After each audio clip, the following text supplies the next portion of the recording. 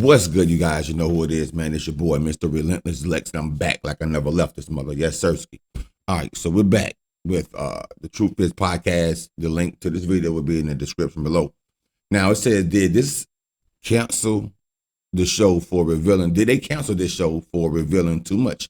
It's the show called Evil. I think they took it off the air maybe like 2 or 3 years ago.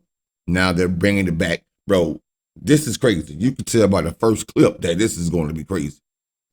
Make sure you comment, like, and subscribe, man. Watch to the end, and we're back on it. This might be the first show ever canceled for revealing too much. When you see what Evil was depicting in its episodes, its sudden end starts making total sense.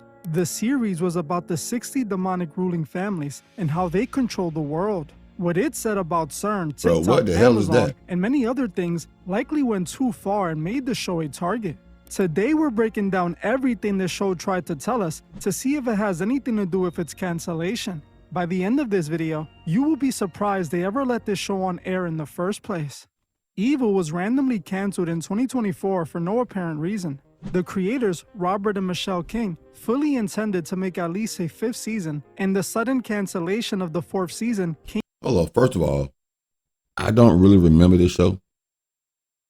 Second of all, this should be like a rated something so kids can't watch this, bro. Bro, is this show anybody can watch? That's crazy. Ain't no way in the world my kids can watch this show, bro. The old ones or the new ones, and then want to sleep with me or their mom or no, bro. Like, that's crazy. As a massive surprise to both the creative team and the cast.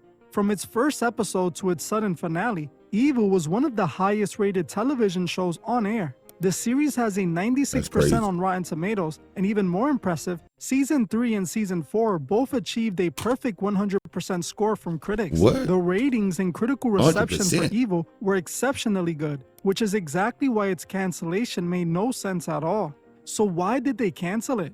According to what the creators were told, there was no place for their show on the network anymore despite the success. They officially claimed that they canceled it because of the merger between Paramount and Skydance, stating that the primary reason for ending the show was a sudden shift in their business model. The cancellation remains highly controversial, especially since the show was experiencing a massive surge in popularity and dominating streaming charts on Netflix right as it was being pulled. But to most, it made no sense for a network to pull one of its most successful shows right as it was getting bigger. This has led many to believe that maybe the network isn't being completely honest about why they ended it prematurely. Some people online have come to think that what the show depicted caused it to get canceled. It often incorporated real-life companies into its show and presented them as part of the plan of the antagonist to take over the world. Bro, I've never seen this show, but I would love to know what's that name thing right there. It seemed like that whatever it is, that it's the star of the show. I done seen him in like him or her in like 3 clips already, bro.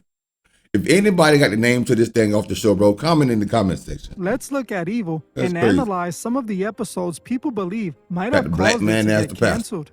Evil follows David, Ben, and Kristen, 3 assessors who work for the Catholic Church. Their job is to interview people suspected of demonic possession, to rule out any mental disorders or other natural causes before approving an exorcism. In the show, it is eventually revealed that a character named Leland is a part of a hidden collective called the 60. This organization is composed of 60 demonic families who sold their souls to the devil to gain power and control over the world. Each family is represented by a sigil which identifies their purpose in the organization. They work directly for the forces of the underworld and operate like a mega corporation called DF. Their ultimate goal is to start the apocalypse by birthing and raising the Antichrist. Throughout the show, Leland is depicted using various methods to fulfill this plan, like recruiting influencers to push certain agendas, launching cryptocurrencies to scam people, and hiding demonic portals in fictional CERN-like facilities. To keep the people doom scrolling, keep them glued to their computer. They're reading about the new political fight or the economy or global warming, plagues. So we control plagues? No, the Father below controls plagues. We control how people react to plagues and these days. Wow. He said the Father below, not the Father above. That may win over some of you guys' head. The Father below is crazy. That is crazy. Centuries ago, it was 80% Lucifer and 20% his followers. Now that's been reversed. I just thought the powers of darkness would be more, Oh yeah, they dark. spilling all the beans on here. You run the risk of them turning to God. Give people too much tragedy, they'll turn to him. You want to keep the nervous, unbound.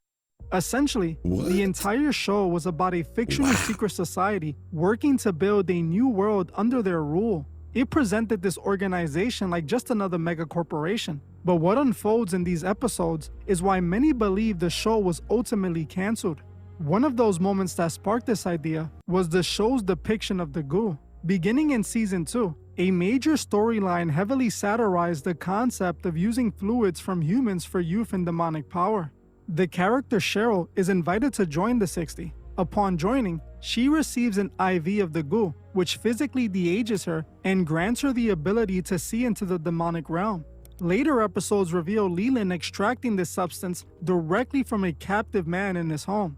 This is why many viewers interpreted this as a direct nod to the internet theories about the rich and famous using strange Facts. procedures to stay young forever.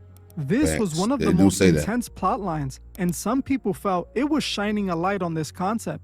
It's easy to see how this could rub some people the wrong way, especially people with the power to have a successful show cancelled out of nowhere. What it depicted about a fictional version of TikTok also fueled the cancellation theories. In an episode called The Demon of Algorithms, the show introduces a platform called VidTap, which is a play off TikTok. VidTap's algorithm operates exactly like a demonic, parasitic entity engineered to exploit human psychology. It intentionally pushes users toward darker, extreme, and hateful content to maximize engagement as part of the 60s plan for global takeover. Leland orchestrates this plan by grooming digital influencers and weaponizing modern internet subcultures to spread mass paranoia. He uses an influencer named Melindas to brainwash her followers, inserting a secret, low-frequency hum into her videos. This subliminal frequency triggers an intense psychological holding pattern, causing fans to mindlessly hum an eerie melody. Many saw this episode as direct commentary on the negative effects of social media and how massive corporations weaponize influencers for propaganda. They depicted VidTap as one of the tools the 60 used to manipulate the world. To many, it seemed like the series was trying to make a statement about TikTok, just as they did with CERN. In the episode How to Split an Atom, we see them explore the theories about CERN being a gateway to the underworld. The narrative introduces the Greater New York Research Facility, which is directly inspired by CERN. After a viral video surfaces online showing scientists in robes performing a mock sacrifice inside the building, the team is sent to investigate rumors of it being a portal to hell. The team eventually uncovers eerie audio interference recorded during particle collisions. The noise resembles a horrifying demonic voice, and David, the priest of the group, locates a dark anomaly hidden in Ben 33. A whistleblower shows them a video of smoke pouring out of a massive construction sinkhole at that exact spot, capturing the silhouette of a supernatural creature crawling out of the abyss. When David arrives, he finds the gateway. By the end, it is revealed that the 60 were behind this project too. Many interpreted this episode as the creators suggesting these internet theories could have more truth to them than people expect. But what it said about Amazon might have been the tipping point. In the episode Z for Zombie, the show invents a massive multi-billion-dollar online retail giant named Congo Run as a direct stand-in for Amazon. They present this company's warehouse employees working grueling shifts under horrible conditions. They are physically and emotionally drained until they shuffle around like real-life dead-eyed zombies. The series depicts the organization as another arm of the 60s DF, operating directly under one of the sigils of the 60. The narrative even illustrates cryptocurrencies as another tool used by the 60 to control the world. A cryptocurrency whose value fluctuates based on how much human misery and pain are occurring globally. The literal pump and dump scheme of crypto is satirized as a dark ritual where investors are knowingly or unknowingly trading on human suffering. But what is said about artificial intelligence was even more terrifying. In the episode How to Build a Chatbot, an AI has started severely threatening and terrifying its users. They discover that the chatbot becomes literally possessed by an aggressive screaming supernatural presence out of nowhere. It turns out that whenever users text a combination of 4 specific words, Jesus, pillow, and Michael Bay, it triggers this reaction. Again, this company was Wow. directly tied to the 60, and it was That's presented crazy. like AI was a part of the 60s plan to take over the world. Many felt this was the series telling us the true purpose of AI. The series also illustrated how the 60 control the justice system. Eventually, Leland is arrested for many of his crimes, but because he is a top member of the organization, they make all the charges disappear. The way they portrayed this was truly one of the darkest moments of the entire show. Throughout the narrative, some people who belong to the 60 are literal demons disguised as humans. To those who can see into the spiritual world, like the nun character Sister Andrea, these entities appear in their true form. When Leland is shown in the court, his lawyer is one of those demons disguised as a human. During the trial, a witness who is set to testify sees the creature and hesitates on the stand. The judge notices this and pulls her into his chambers. He asks the girl if she feels intimidated by Leland. When she responds yes, but insists she still wants to testify, the judge literally takes her out and makes her disappear. After getting rid of her, he returns to the courtroom and drops all the charges, freeing Leland because the witness disappeared. Essentially, the judge was a part of the 60 himself and was protecting the group. This presented the most terrifying concept in the entire series. This organization has even gotten to those who are there to uphold law and order. Many felt that the creators utilized this sequence to deliver their ultimate commentary on the legal system. The court is so fundamentally corrupt that the judges and lawyers are not just metaphorically evil, they're actually monsters literally slaughtering justice to protect their own. Another noteworthy concept Evil touched on was automatic writing. The idea that most successful authors, scriptwriters, and songwriters have all gotten their work from the spiritual world by channeling deities and allowing them to write through them. In the episode called The Demon of Coats, they portray this concept of automatic writing in the most disturbing way. A man performs a ritual to allow an entity to take over his hand, and he writes 10 pages of his best work. He uses it to finish his book, and by the end of the series, he secures a major book deal. Many felt this was the creators trying to tell the world about this practice, hinting at how the most successful mainstream art is actually being made. But the most revealing thing this series explored was how evil is influenced by the spiritual world. In the narrative, they make you question if malevolence is really as chaotic as we believe. What I mean by that is when someone commits a dark act, it is usually viewed as an isolated situation. However, this show suggests that these actions are sometimes influenced by supernatural forces as part of a grander plan. They present the underworld like an organization working to corrupt society through mass manipulation. Many of the characters were explicitly depicted as demons, like the CEO of DF and the lawyer we spoke about earlier. There is a scene showing a conference call on a screen that looked like a regular Skype meeting, except their co-workers were all demons.